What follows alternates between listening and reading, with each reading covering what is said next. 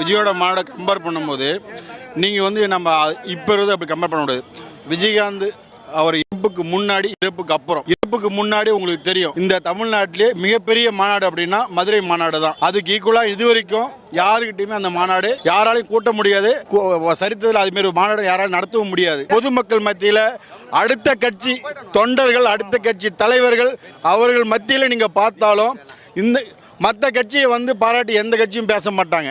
ஆனால் தேமுதிக கட்சியை மட்டும்தான், அது திராவிட முன்னேற்ற கழகமாக இருக்கட்டும், அண்ணா திராவிட முன்னேற்ற கழகமாக இருக்கட்டும், இன்றைக்கி வந்திருக்க தமிழக வாழ்வுரிமை கட்சி தமிழக வெற்றி கழகமாக இருக்கட்டும், மற்ற எந்த கட்சிக்காரனும் இன்றைக்கி பார்த்தீங்கன்னா தேமுதிகவை பார்த்தாலே எல்லாருக்குமே வந்து ஒரு மரியாதை உண்டு. ஏன்னா அப்படி தான் எங்கள் தலைவர் வந்து எங்களை வளர்த்துருக்காரு. லயோலாவிலேருந்து ஒரு கருத்து கணிப்பு எடுத்தார். அவர் சொன்னார், குரு பூஜை இதுக்கு அவர் என்ன முத்துராமலிங்க தேவரா, அவர் என்ன இமானுவேல் சேகரா அப்படின்லாம் சொன்னார். அது தவறான ஒரு அது வந்து தவறான ஒரு கருத்து.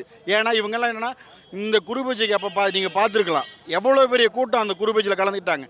இது வந்து என்னென்னா அவங்களுக்கு வந்து என்னடா இது, தலைவர் இறந்ததுக்கப்புறம் கூட இவங்க கட்சி இந்த அளவுக்கு கூட்டம் கூடுதேன்ற ஒரு எண்ணம். இப்போ திமுகவாக இருக்கட்டும், அண்ணா திமுக இருக்கட்டும், அவங்க கட்சி வளர்ப்பாங்களா இல்லை அடுத்த கட்சி வளர்ப்பாங்களா? அவங்க கட்சி தான் வளர்ப்பாங்க.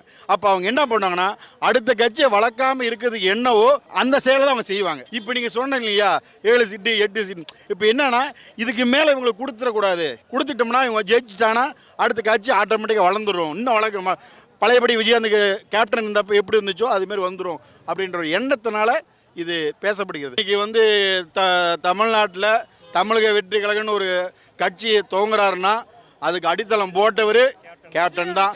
அது எல்லாருக்கும் தெரியும், அது எல்லாமே தெரியும். அதனால் அவர் சொல்கிறாரு, வரவேற்கிறோம்.